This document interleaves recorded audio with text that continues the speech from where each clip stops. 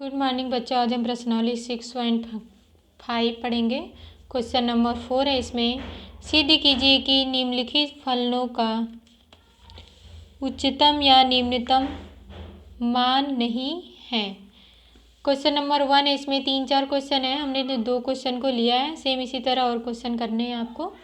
F X बराबर ई पर x है पहला, और तीसरा नंबर का क्वेश्चन है एच एक्स बराबर X Q plus x square plus x plus 1। हमें इसको बताना उच्चतम या निम्नतम मान नहीं है, सिद्ध करना है हमको। ठीक है, तो पहला क्वेश्चन लिया हमने एफ एक्स बराबर ई पर एक्स, तो इसका अवकलन हमने किया, तो अवकलन करेंगे तो क्या आएगा, ई पर एक्स का अवकलन ई पर एक्स ही होता है। और यहाँ पर देखो एफ डैश एक्स 0 के बराबर रख रहे हैं तो ये एक्स बराबर 0 आएगा, लेकिन कभी भी एक्सपोनेंशियल फंक्शन 0 के बराबर नहीं आएगा। क्यों? क्योंकि x की कोई भी वैल्यू रखेंगे तो इसका मान 0 नहीं आएगा। इसलिए हमने क्या लिखा है, ये x is not equal to 0, यानी यहाँ से हम x की वैल्यू तो फाइंड कर नहीं सकते। अब यदि एफ डैश एक्स बराबर 0 तो ई पर एक्स 0, लेकिन एक्सपोनेंशियल फंक्शन शून्य नहीं हो सकता, कोई भी x के लिए नहीं हो सकता ना, क्योंकि x की वैल्यू यदि 0 भी रखते हैं तो 1 आएगा, 0 के बराबर नहीं आएगा। अतः फलन न तो उच्चतम है न ही निम्नतम है, यही हमें प्रूव करना था। अब अगला क्वेश्चन चलते हैं। क्वेश्चन नंबर 3 है एच एक्स बराबर X Q plus x square plus x plus 1। इसका अवकलन हमने किया एच डैश एक्स बराबर 3x square plus 2x plus 1, और एच डैश एक्स को क्या करा, 0 के बराबर इक्वेट किया, तो इतना जो है एच डैश एक्स की वैल्यू 0 के बराबर हो जाएगी। और ये द्विघात समीकरण है तो इसको हमने हल किया, तो एक्स की वैल्यू किसने आ रही है, समित संख्या के रूप में आ रही है, और जो कि हमारी एक्स की वैल्यू वास्तविक संख्या में आनी चाहिए। इसीलिए क्या हो जाएगा, ये यहाँ x का मान वास्तविक संख्या नहीं है, अतः फलन न तो उच्चतम है न ही निम्नतम है, क्योंकि हमारी वास्तविक संख्या ही आनी चाहिए। इमेजिनरी में तो हम कर नहीं सकते ना कुछ भी। अब क्वेश्चन नंबर 5 पर चलते हैं। दिए हुए प्रदत्त अंतरालों में निम्नलिखित फलनों के निरपेक्ष उच्चतम मान और निरपेक्ष निम्नतम मान ज्ञात कीजिए। क्वेश्चन नंबर इसमें 2-3 क्वेश्चन है, 4-5 क्वेश्चन है। हमने 2 क्वेश्चन लिया है। इसमें क्या, एफ एक्स बराबर X cube, X belongs to -2 to 2, और एफ एक्स बराबर एक्स माइनस 1 का square plus 3, X belongs to -3 और 1 दिया है बड़े ब्रैकेट में। हमने क्वेश्चन नंबर 1 लिया एफ एक्स बराबर एक्स क्यू, तो एफ डैश एक्स बराबर 3x स्क्वायर, इसका अवकलन करेंगे तो एफ डैश एक्स 0 के इक्वेट करेंगे तो 3x स्क्वायर बराबर 0 आ जाएगा, x बराबर 0। अब देखो हमारी x की तो हमने एक वैल्यू 0 ज्ञात की, लेकिन पहले से दिया हुआ है x का -3 से 1। अरे ये हमने पहला क्वेश्चन लिया है ना, x बिलोंग्स टू -2 से 2, तो यहाँ -2 और 0 और 2 3 बिंदु आ जाएंगे हमारे पास। अब हमने एफ डबल डैश एक्स निकाल लिया, एफ डबल डैश एक्स क्या हो जाएगा, 6x हो जाएगा। अब x बराबर -2 तीनों बिंदुओं पर हम चेक करेंगे, तो x बराबर -2 पर एफ डबल डैश क्या आ रहा है, निगेटिव आ रहा है, यानी निगेटिव आ रहा है तो उसका मान उच्चतम होगा।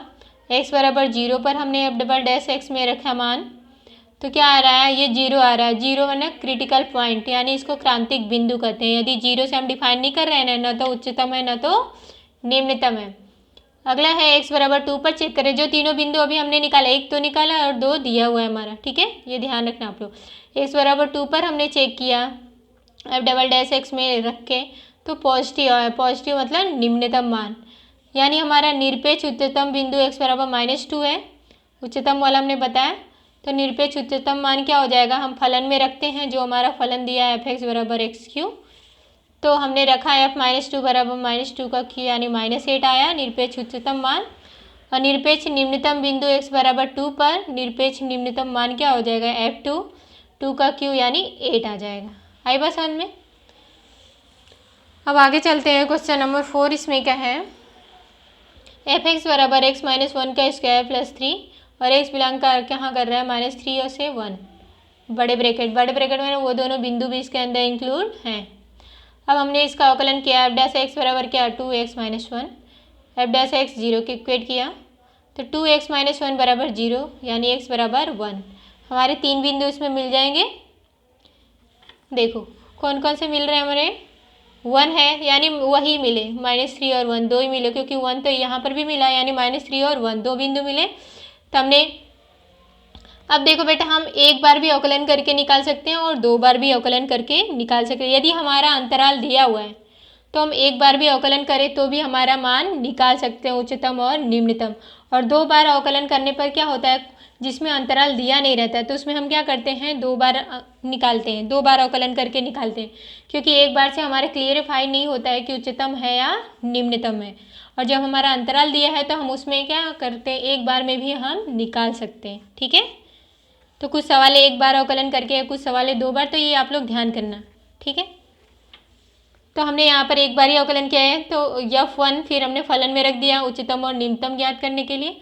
तो हमने फलन में रखा तो यहाँ पर 3 आया, और F -3 यानी x बराबर -3 रखा तो 19 आया, हल किया तो। ठीक है, अब इसमें देखो, उसमें क्या करते थे, मिनिमम यानी निगेटिव आए तो उच्चतम होता था, और पॉजिटिव आए तो क्या होता है, निम्नतम।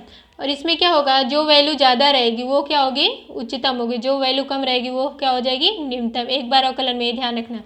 तथा निरपेक्ष उच्चतम मान कितना होगा, 19 हो जाएगा, तथा निरपेक्ष निम्नतम मान 3 होगा। एक बार अवकलन में ध्यान देना, जब अंतराल दिया रहेगा तो हम इसका एक बार अवकलन करेंगे तो भी चलेगा, और जब अंतराल नहीं दिया है तो दो बार अवकलन करके हम फाइंड करेंगे, ये ध्यान रखना आप लोग।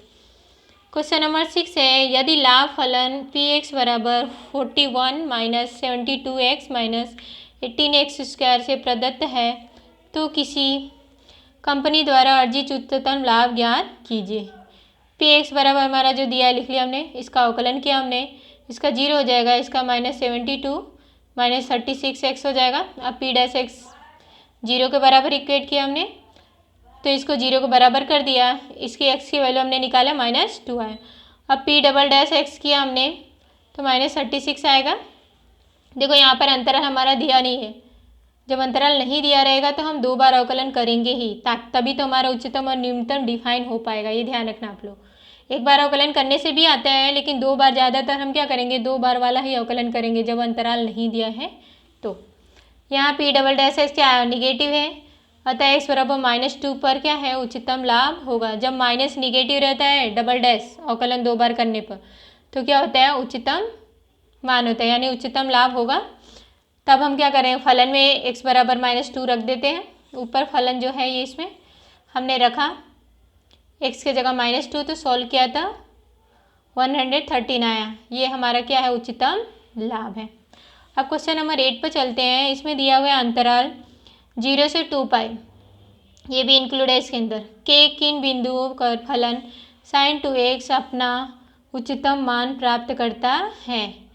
फिर से वापस से वही प्रवाह, f(x) बराबर sin 2x, इसका अवकलन करेंगे 2 cos 2x हो जाएगा, f' 0 के बराबर इक्वेट करेंगे तो 2 cos 2x 0 के बराबर हो जाएगा, cos 2x बराबर 0। और हमने 11वीं में व्यापक हल निकालने के लिए सूत्र बताया था, यदि cos थीटा बराबर 0 हो तो थीटा बराबर 2n+1 π/2 होता है, और n बिलोंग्स टू z। तो उसी आधार पर हम कर सकते हैं यहाँ पर 2x बराबर 2n+1 π/2, और n बिलोंग्स टू क्या है, z है।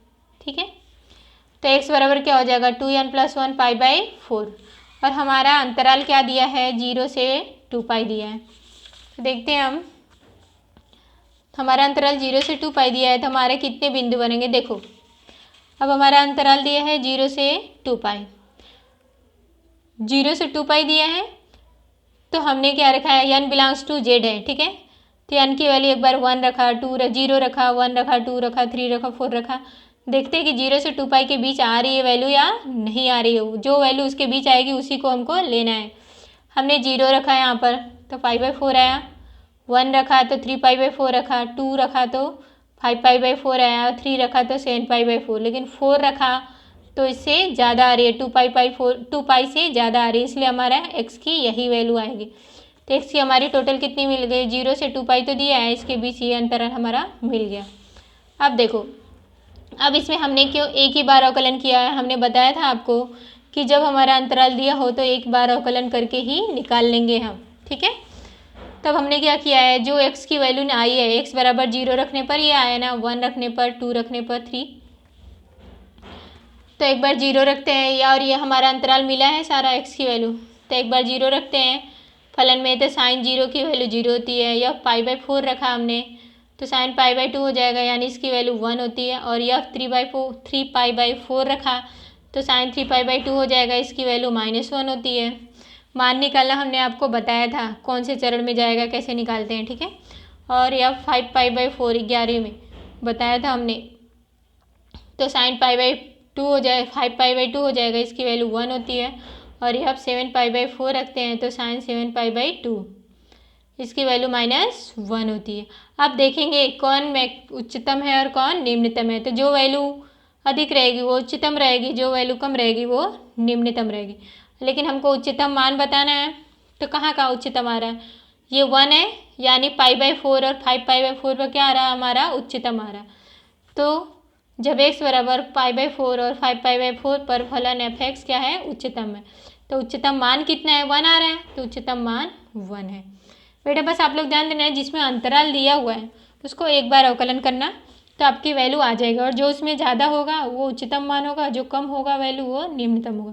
जब अंतराल नहीं दिया होगा तो 2 बार अवकलन करके निकालना आप लोग, ठीक है। ओके।